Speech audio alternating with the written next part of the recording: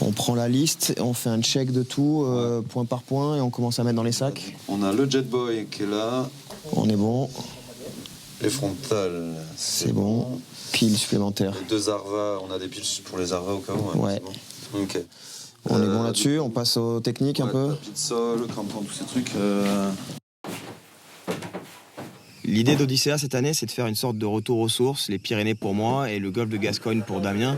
On va commencer notre périple par l'ascension du pic du Midi. On va essayer de passer un moment privilégié au sommet avec les scientifiques, camper en altitude et évidemment faire un peu de snowboard. On va utiliser l'eau comme moyen de transport et moyen de rencontre avec la neige des montagnes pour commencer, l'eau vive des rivières, le Gave de l'Oron et la Dour ensuite, et enfin glisser tranquillement vers les vagues de l'Atlantique. Alors à partir de là... Au plus haut, tu ne descends pas nulle part, c'est l'arrêt direct. Ouais. Tu vises TDF. Tac, on part de 1413, on arrive à 2877.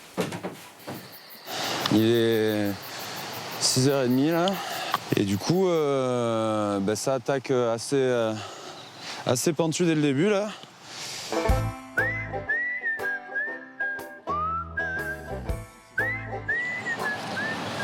La marche d'approche, en fait, c'est un peu l'échauffement du montagnard. C'est l'apéro, en fait. C'est le truc qui commence à l'apéro. C'est vraiment magique, ce petit hameau, là. Ouais, ici, c'est les cabanes de Tramzeig. Il y en a quelques-unes qui sont là, mais tu vois, il y a pas mal de ruines. C'était un petit hameau de bergers.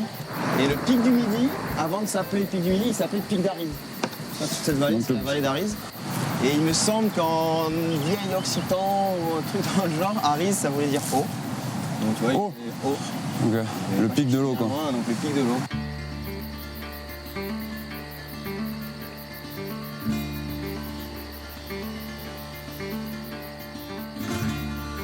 Là, on arrive à l'endroit où on voit bien le début du chemin des muletiers. Donc les muletiers, c'est les mecs, c'était les porteurs qui ont amené les premières pierres au pic du Midi. Les mecs étaient payés au poids. Donc, de pierre. Montaient au poids de matériel, de pierres, de tout. Donc les mecs ils montaient jusqu'à 60 kilos. Il y a une légende, enfin c'est pas une légende, il y a un mec qui s'appelait Jean de Grippe qui a fait l'ascension du pic depuis en bas, depuis le village de Grippe, plus de 3000 fois dans sa vie. C'était quoi donc? C'est que des mecs des villages là Ouais, c'est des mecs de la vallée d'en bas, donc il y avait des villages de Bagnères, de Campan, de Grippe. Dans les années 1995, le pic a failli fermer complètement, faute de moyens, de subventions. Et puis il y a eu un projet, enfin la région a mis sur la table un gros projet à la fois scientifique et touristique pour l'ouvrir au public.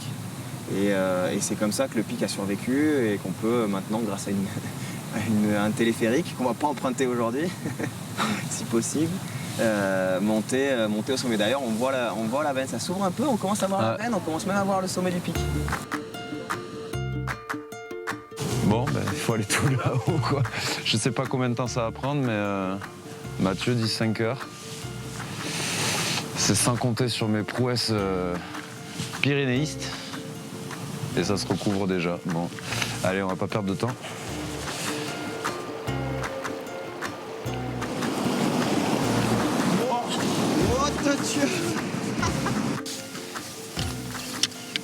Là, tu vois, on foule dans les traces des bâtisseurs du Pic du Midi, de Bigorre.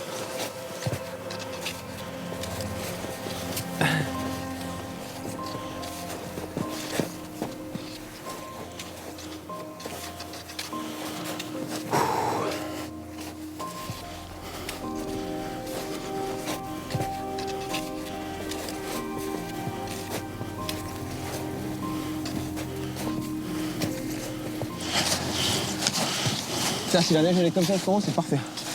Ouais. C'est de la bonne neige pour le sprint, c'est parfait.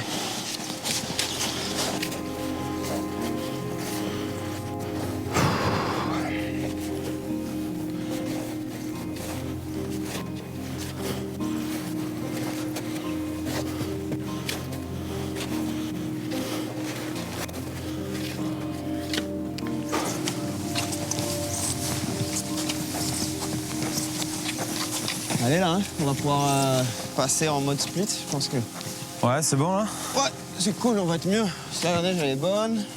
Le pic, ça m'a toujours fasciné, mais plus pour le côté montagne, snowboard et côté glisse, quoi. Quand j'étais gamin, la Tarbes, on voyait que ça, tu vois, c'est une pyramide. Tu vois que ça quand tu rides tout le temps dans le domaine et il n'y avait pas moyen d'y aller, c'était pas ouvert au public. Le seul moyen d'y aller, c'était en randonnée, mais quand t'es gamin, la randonnée, c'est pas trop ton truc. En 2002, on a eu la chance de pouvoir prendre une benne, c'était le 2 mai 2002, faire une première benne à pouvoir aller rider le pic et découvrir un peu le potentiel freeride qu'il y avait ici. Et c'est quasiment infini, quoi. Avec la benne, c'est fou, quoi, de pouvoir se retrouver aussi vite en haut dans un milieu vraiment incroyable.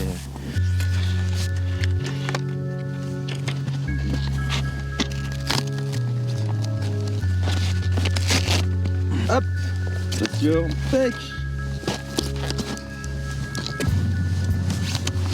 Et là, on a pas 10 degrés, hein. Voilà. C'est pour ça que je suis parti avec l'enfant prodige des Pyrénées, parce que j'étais sûr que sur la météo, normalement on allait être bon. Puis là, voilà quoi. Hein, le temps de mettre les splits, on voit plus rien. Oh là là, non, c'est folie. On va avoir la nausée dans 10 minutes. Ouais, on va bien te perdre là quand même, non? Non? Ouais. Bon, mais là, ça me paraît compliqué quand même. C'est la purée de poids là, mon gars. On n'y voit vraiment rien. Et je t'avoue qu'il y a 2-3 signes, au-delà du fait qu'on n'y voit absolument rien. Avancer à l'aveugle comme ça, il y a 2-3 signes qui ne me plaisent pas trop. Un gros débris d'avalanche, bon, qui date de quelques semaines, parce que quand j'étais venu il y a quelques semaines, je pense qu'il y était déjà. Mais il y a des pentes assez conséquentes aux alentours. Et le fait de rien voir, à la fois, c'est très dur d'avancer parce qu'on peut se perdre. Et à la fois, s'il y a un danger ou quoi que ce soit qui on le nous voit pas arrive, venir. On le voit pas venir. Ouais, Bernard, je vais te passer Mathieu, on te met sur haut-parleur. Donc là, les derniers échos qu'on a ici au sommet du pic, c'est que c'est vraiment bouché de chez bouché. Il est tombé dans un paquet de neige ici à presque 3000. Et donc il peut y avoir du danger en plus en montant au brouillard. Vous risquez de vraiment pas de vous perdre, je pense pas, mais ça peut craindre, quoi. Ça peut arriver de partout, vous ne verrez pas arriver. Ah ben on voit pas, on voit rien. Ouais. Je pense vraiment que la sagesse serait de redescendre de resuivre la vallée que vous avez tracée à la montée et de faire le tour pour vous retrouver tous au pic. Parce que la météo, par contre, devrait vraiment s'améliorer demain. Ok. Moi, je pars pas du bon côté. Mec, part en barre rocheuse direct. Barre rocheuse. Ah, avec le sac, c'est sympa. Ah, attends. Oh merde. Les cailloux. Oh là là, la planche elle était neuve. Oh là là. Oh merde. Oh là là, oh là là. Ah ouais, mais c'est un peu lourd en fait. Ah ouais, c'est bon là. Wouhou. Je te suis du coup.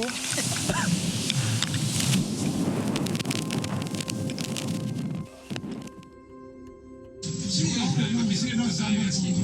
on n'avait pas fait le choix de la raison, on serait bloqué là-dessous, quelque part dans le brouillard.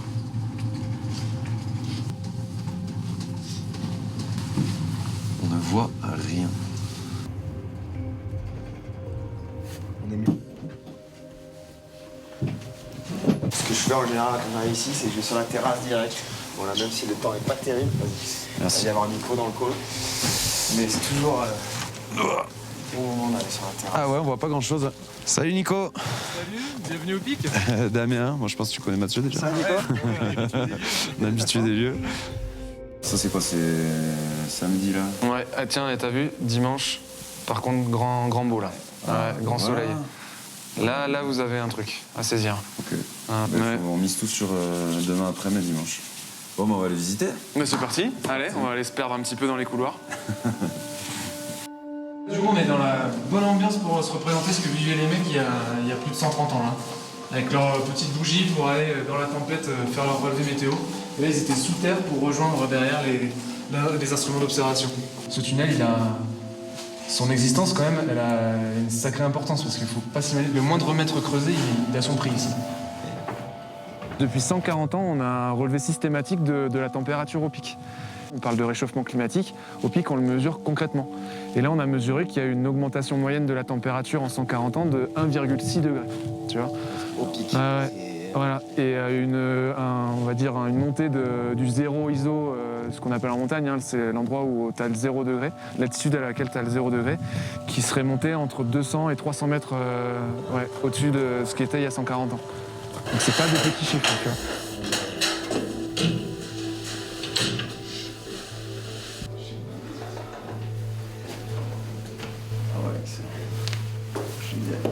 Là, je vous ai amené dans la coupole Charvin. Donc, en gros, c'est la coupole qui accueille nos visiteurs de la nuit. Là, c'est vraiment le télescope à tout faire pour le plaisir de l'observation visuelle. Bon, alors, moi, si j'ai bien compris, votre odyssée, c'est du flocon à la vague. Et ici, on va profiter d'être au pic du Midi pour bien remettre en perspective cette origine de l'eau. Mais en gros, là, il faut se replonger 4,5 milliards d'années plus tôt, au moment de la formation du Soleil. Parce qu'en gros, le Soleil, lui, il naît dans un gros nuage de gaz et de poussière dans l'univers. Et autour, tourne autour du Soleil ce qu'on appelle un nuage protoplanétaire, dans lequel vont se former les planètes. Et en fait, dans ce nuage, il y a tous les composants de ce qu'on va retrouver sur Terre. Et évidemment, l'eau présente sous forme de différentes molécules. Hein. Et l'autre, c'est un apport par des comètes. Ils estiment que c'est entre 5 et 30% d'apport d'eau qui viendrait des comètes. Il n'y aurait pas un scénario ou l'autre, il y aurait peut-être les deux. Mais on a passé un super moment, c'était vraiment cool. Un vrai plaisir, ouais. Bon, allez, retour aux galeries. C'est parti!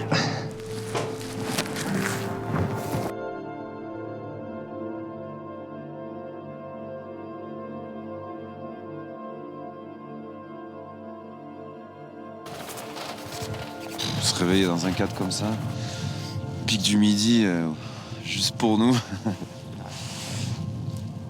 Je suis comme un gosse. Quel spectacle magnifique. Là, on est privilégié. On a quand même beaucoup de chance. Là, on voit à perte de vue toute la chaîne des Pyrénées. Ah, puis ça va être une journée de dingue là.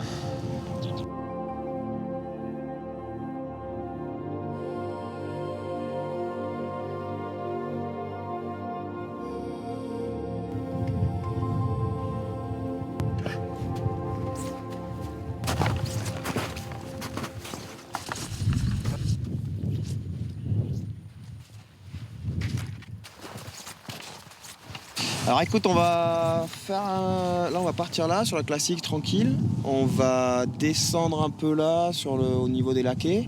Peut-être laisser les sacs parce qu'ils sont un peu lourds. Remonter un peu, faire quelques turns, tu vois, il y a des windlips qui sont pas mal là-bas. Et ensuite, on va pas trop attendre parce que ça va quand même chauffer. Et ensuite, on va retraverser pour aller jusqu'au col de Sancourt. Poser les sacs là-bas. Commencer à, je sais pas, dans le camp, les tentes et tout, on va peut-être organiser ça ce soir. Puis peut-être faire une ou deux pentes aux alentours selon la température et puis l'évolution de la météo.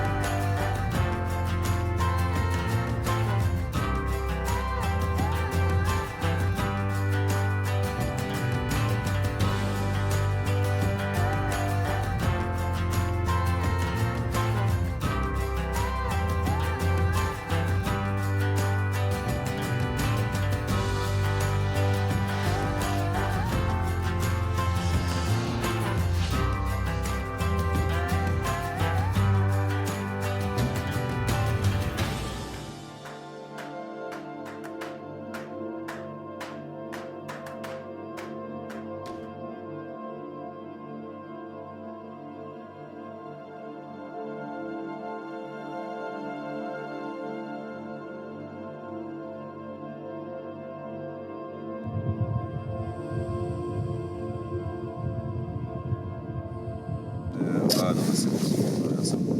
Ça boue, mec. Ça boue. Ah, c'est chaud. Oui, ça boue. C'est exquis. C'est pas mal, ça croustille. Ouais, je vais attendre encore un peu.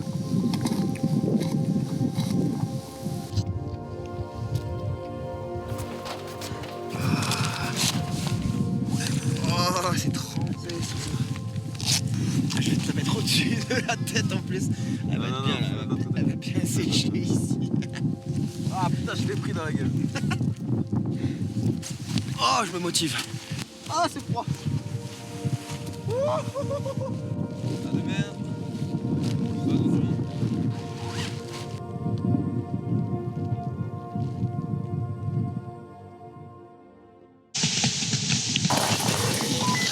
Il faut qu'on aille vers le toit de là-bas, donc on va descendre dans l'axe, traverser la petite coulée vers la gauche, redescendre là-bas et après on prend la gauche. On va aller là-bas.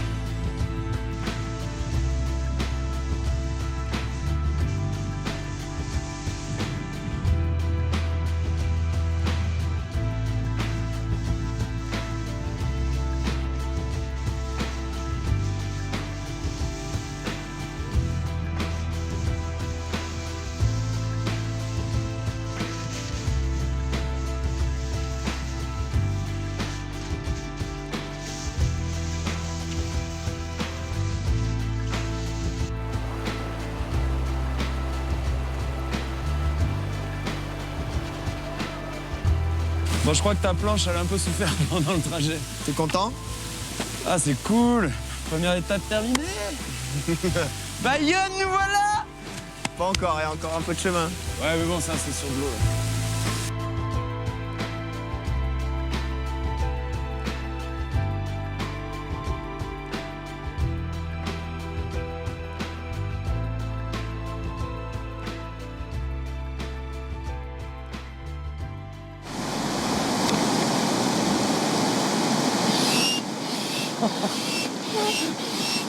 Ah, elle est géniale cette pompe. Le petit coussin pour les fesses. C'est toujours la partie où on est beau gosse. C'est l'heure d'envoyer la musique.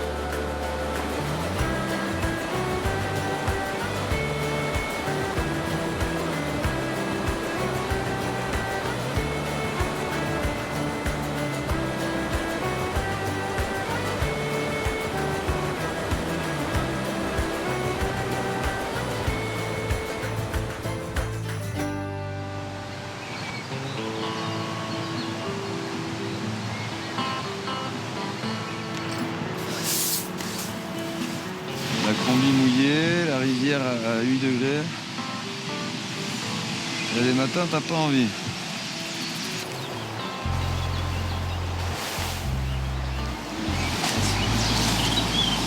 Non, vas-y, roule alors. Non, j'ai roulé la dernière fois. C'est ton tour. Je l'ai roulé à la montagne, c'est à toi de la rouler. Là. Oh, Mickaël. C'est en 3, c'est en 3. Oui, comment ça c'est en C'est 3? en 3. Ça va, on n'aura pas passé la journée là. Du coup, on passe là et on se passe recale à là. gauche juste après. Et on se recale à l'eau, genre là, je pense. Ah, donc on va passer dans l'ourde avec nos packraft et en combi sur la tronche.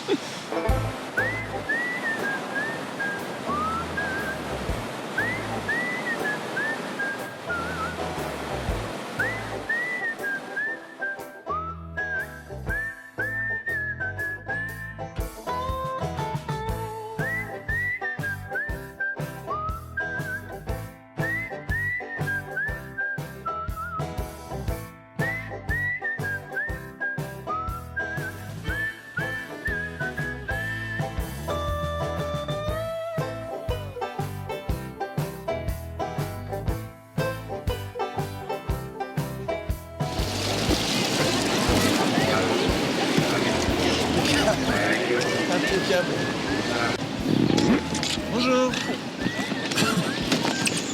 On peut se garer là? Rebonjour. Bonjour. Elle est chaude? Elle est bonne, ça va.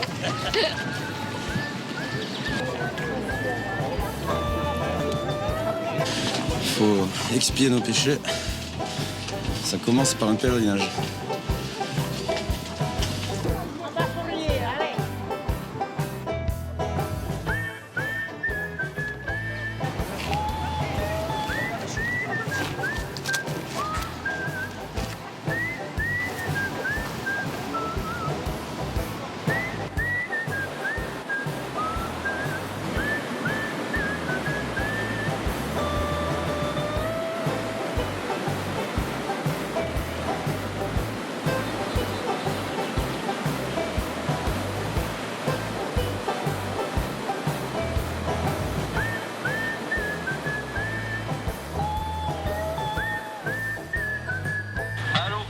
Eh ben, vieux pêcheur. Vous êtes arrivé? On est, en fait, on a un peu de retard et on vient de passer le dernier petit rapide de ta petite zone de pêche là. Et au final, on est sorti à la cabane que tu nous avais indiquée et t'es pas là. Donc j'imagine que tu as dû partir. Bon, en fait, je vous attendais, donc moi je suis parti pêcher un petit peu plus bas. Donc reprenez la rivière. Je suis environ 800 mètres plus bas, vous allez me voir. Ah oui, t'es juste là, au ok. bord de la rivière. Ok, bon, on arrive. On se remet à l'eau. De suite. T'es quel côté? T'es côté gauche, toujours pareil, ouais. Oui, gauche. Ok. Bon, tout de suite, on arrive.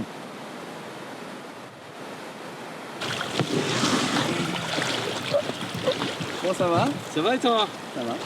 Bon, Pas mal, pas mal. bonne navigation. Ouais. Et ça va? Alors, en forme?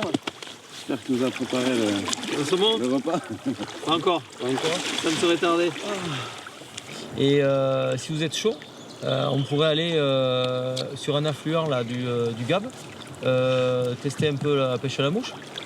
Moi, je suis chaud, moi, tu sais. Au moins essayer d'assurer le barbecue de ce soir. Faut qu'on mange, ouais. C'est ça.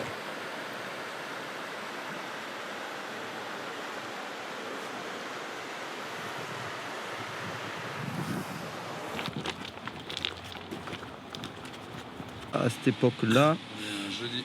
on est jeudi, ouais, mais.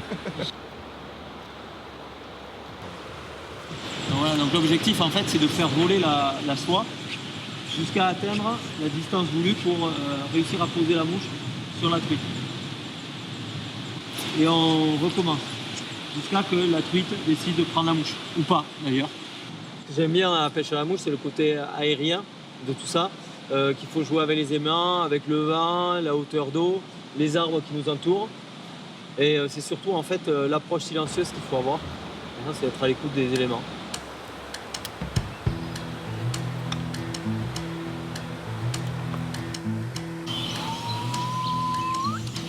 Ça, c'est le cadre. Ensuite, on a 2 traverses pour mettre les bidons. C'est pas à l'échelle, hein, bien sûr, faut imaginer. Hein. Je suis à peu près aussi bon en dessin qu'en construction de radeau. Donc je suis pas sûr qu'on flotte.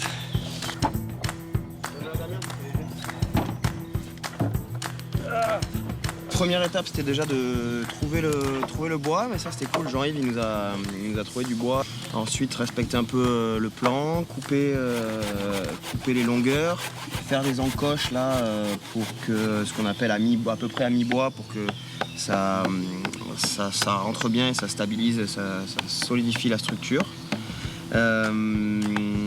Ensuite assembler le tout et fixer.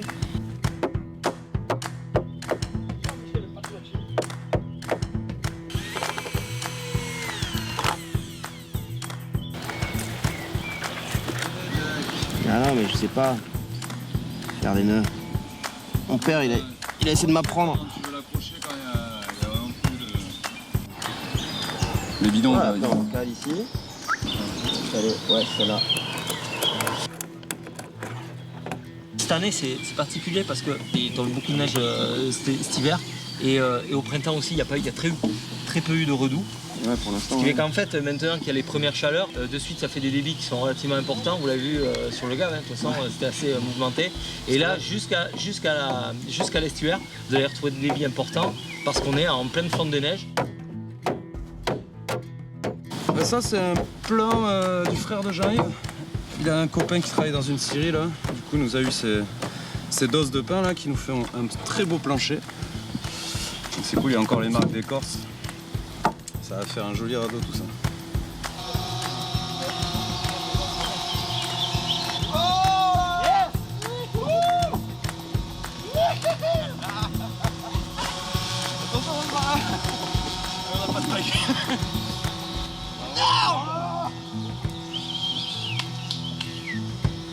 Première étape réussie.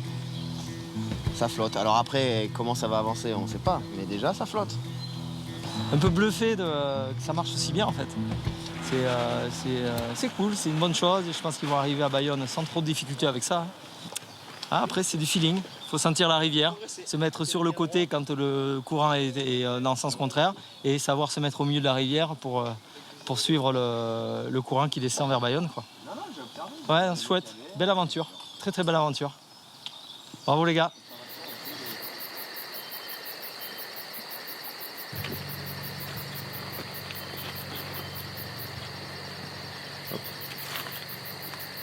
C'est parti ou quoi?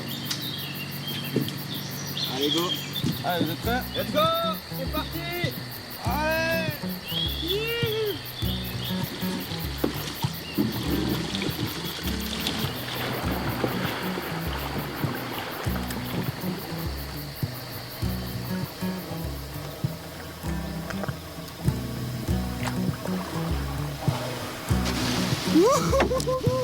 La gueule est chaud les gars, c'est chaud. Oh non, allez Mathieu.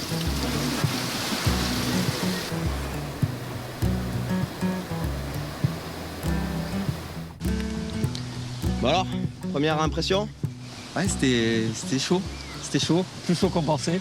Bah, la souche au premier virage était tendue quand même. Parce que ce qu'il faut savoir, c'est qu'on a attendu qu'on soit en vigilance orange, pluie et orage pour partir, sinon c'était pas vraiment drôle. Donc on est revenu ce matin sur le radeau après avoir dormi sur la berge et l'eau était montée de 40 cm, 30-40 cm.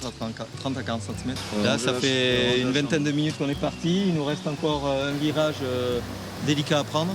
Et après, on sera en ligne droite pour les Gaves réunis. Pour Bayonne. Et la Dour vers Bayonne. Voilà.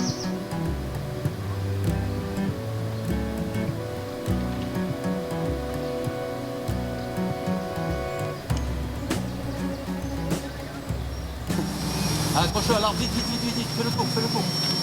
Et deux doubles. Voilà. On dépose Jean-Yves, première étape réussie, c'était la plus rapide mais la plus compliquée. Parce que le départ était vraiment chaud. Et là nous voilà à Pérorade.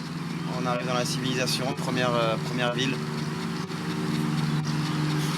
Marché de Pérorade les amis.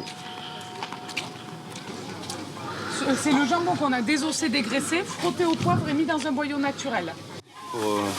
Pour remplir le radeau, là, il y a 3-4 jours dans 3 jours, je pense, de navigation. Donc, on va prendre quelques fruits, un peu de fromage, du saucisson, une bouteille de vin, le minimum vital pour passer une agréable descente de rivière. Vous voulez essayer après, monsieur? Mais ça va être long, on va jusqu'à Bayonne. Allez, on y va. C'est vrai, hein? Non, c'est vrai, là on fait un stop pour aller, ils sont allés faire des courses. C'est pour nous. Pour vous encourager à faire, à continuer la balade, quoi. C'est quoi, c'est un poulet? Oui. Un poulet, avec quelques frites, et puis voilà. Bon. Bonne continuation. Hein. Merci beaucoup. Merci.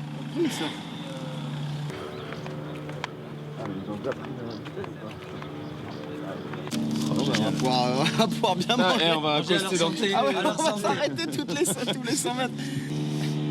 Merci Marc, merci à toi. Merci à toi pour cette belle construction. Cette belle moitié. C'était cool. Hein. Allez, vous allez pousser fort d'un coup là.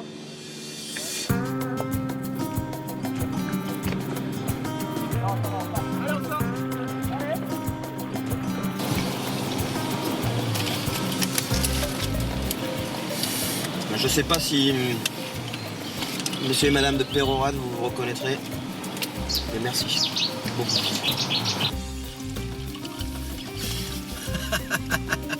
Non mais merci. Ce voyage est superbe. Ah mais je crois pas une seule seconde.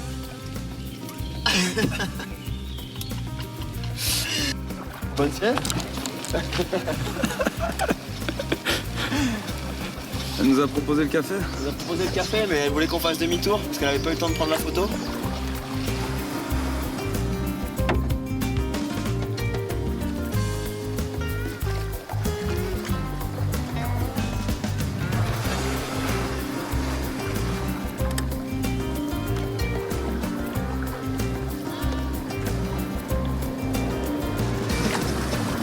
On vous en achète un? Non? Non. Là, même l'autre. Allez, le pain. Cadeau. Non mais un seul ça ira. Avec le charbon, bien grillé. Bon courage, hein. Merci. Bon, en 2 heures on a eu un poulet, une bouteille de rosé et 3 poissons.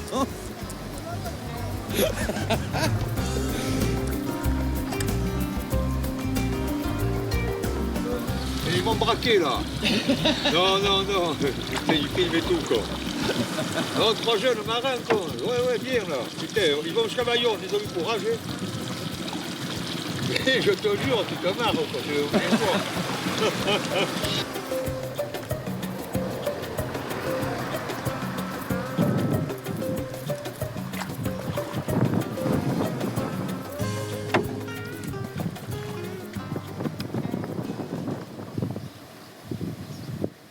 Quand il n'y a pas de plancha.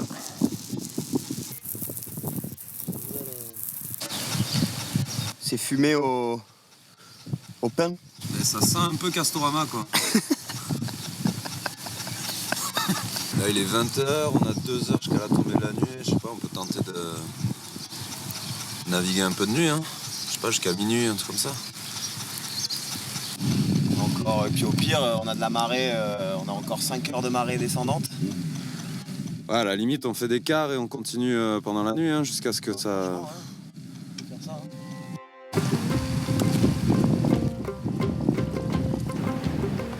Du coup, on essaye d'accoster sur la première île ou la deuxième? Deuxième. Vraiment, là, faut qu'on rame vraiment vers là-bas. Il y a eu de la pluie ce matin jusqu'à 10h, je crois. Et le reste de la journée, on n'a pas eu de pluie. C'est exceptionnel. Sud-ouest de la France, dis donc. Et là, normalement, je devrais payer le fait d'avoir chanté un peu trop tôt.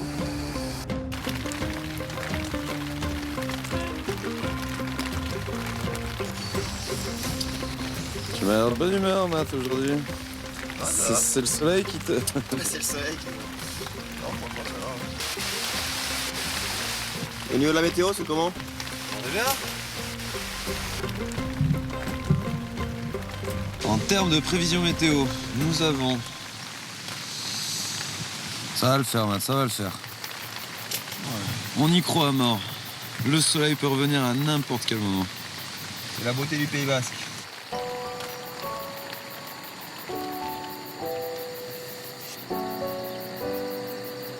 Le pont Saint-Esprit, ouais, ça va peut-être poser problème avec les bouillons.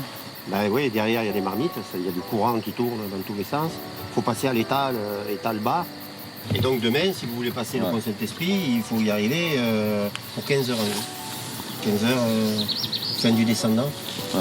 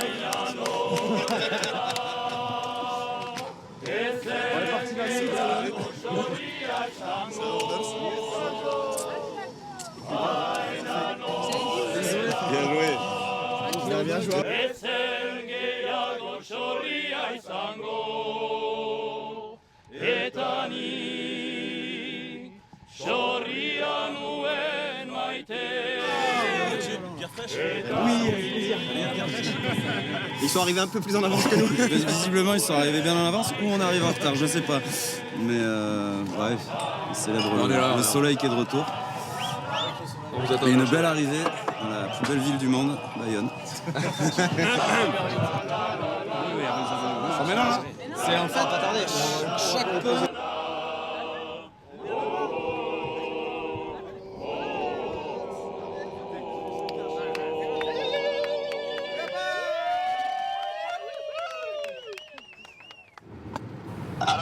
Yeah, Mathieu.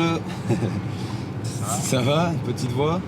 C'est encore un peu couvert, mais ça devrait se dégager bientôt. Là, je suis passé devant la mer, il y a quelques vagues. Du coup, je passe récupérer des planches chez Mainviel et je peux être chez toi d'ici une demi-heure. Donc, je sais pas si t'es chaud. Allez. Salut. Alors, cette descente de radeau. Eh ben, super, c'était génial. Super. Ouais, on fait bien rire quand même. Hein. Ouais, j'imagine. Ouais. C'est assez rigolo. C'est pour moi ça? Non, voilà. On va voir ta vitrine qui est là-bas. Ouais. T'as pu le réparer? Oui, il est là. Yes, yes, yes. Hop.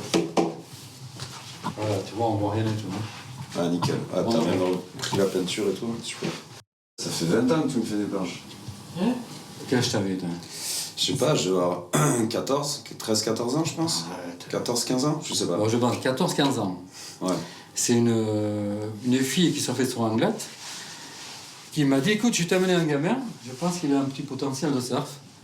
Donc me l'a présenté. Voilà, donc on s'est vu le lendemain, il est parti surfer. J'ai regardé le bonhomme, je me suis dit, il y a du potentiel. Et c'était vrai. Ça fait 20 ans presque. Et ça fait 20 ans. Je vais récupérer la planche et puis je vais aller surfer. Ok. Voilà. Merci beaucoup pour la réparation. Et pour le finless, on se revoit bientôt. Ouais, et ben, je passe très vite parce que ouais, j'aimerais bien l'avoir assez rapidement.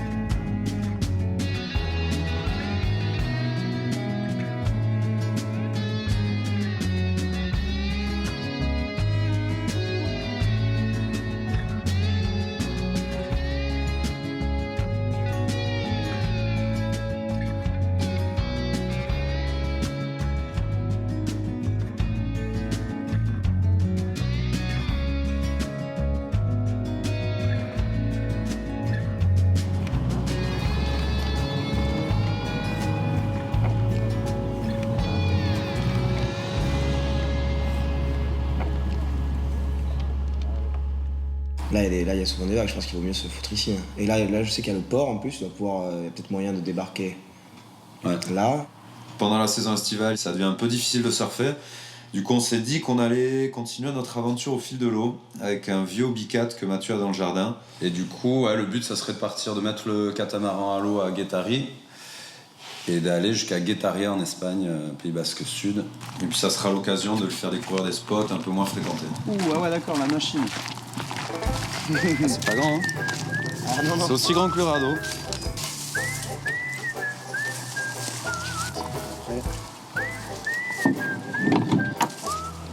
Je sais pas, il y a des trucs qui me font un peu peur, genre, tu vois, le côté neuf de cette petite corde, tu vois, qui reste dans les mains. Encore une super idée.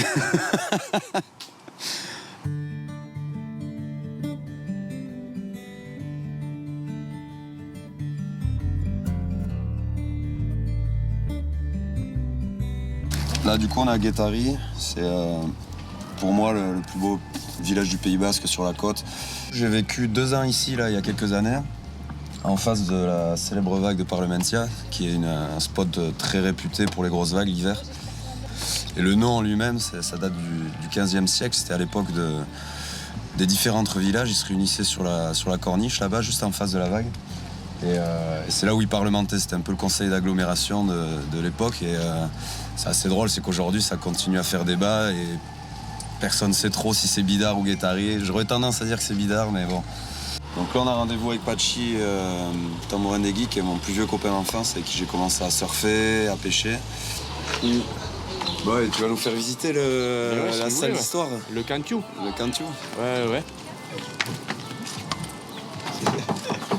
Il y a quelqu'un? Donc là, on est où ici? C'est quoi le...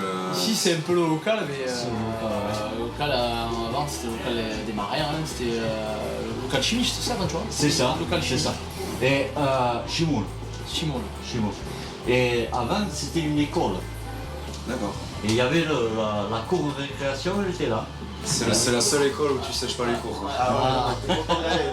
Vous attaquez la chasse à baleines avant aux équinoxes d'automne et début d'hiver. Ça a commencé là, quand les baleines descendaient du nord, quoi. J'ai lu que la technique de pêche était pas très glorieuse parce que c'était courageux, hein, mec. Le baleineau, il s'attaquait au baleineau pour faire venir la bien sûr, c'était tactique. Hein. Ouais.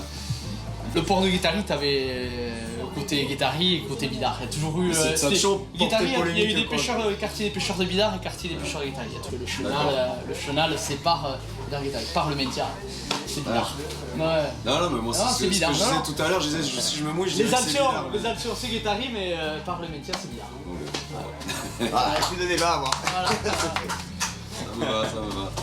En tout cas, merci beaucoup pour l'explication. Bonne route, bonne navigation. C'est cool, le vent s'est enfin levé un peu. Plan d'eau encore assez clean. Après, il y a un front qui arrive un peu, peut-être une petite entrée maritime, donc faut pas trop tarder à mon avis. Les planches ont l'air de tenir. C'est déjà une bonne chose. Puis là, on va descendre le bateau. Le gré et partir.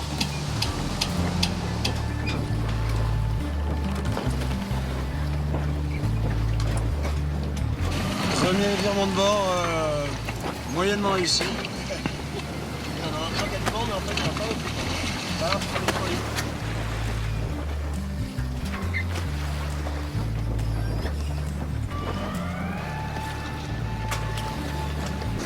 Et voilà!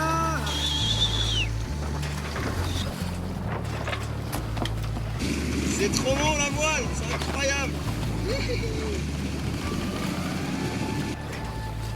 On en voulait du vent, on va en avoir.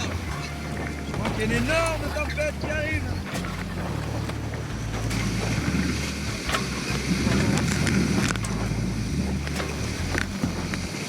Ah, ça commence à avancer un peu là.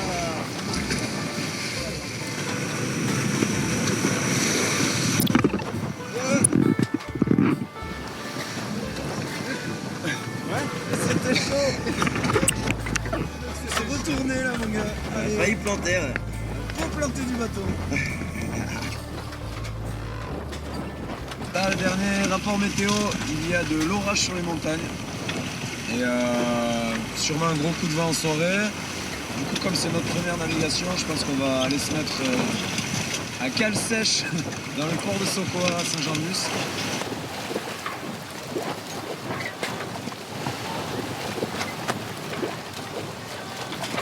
Eh mais si le vent se relève, on peut repartir. Hein. Ouais, bah, je te laisse partir tout ça. Ah ouais, j'y vais tout seul. Ah ouais, non, on Pas est de pas problème.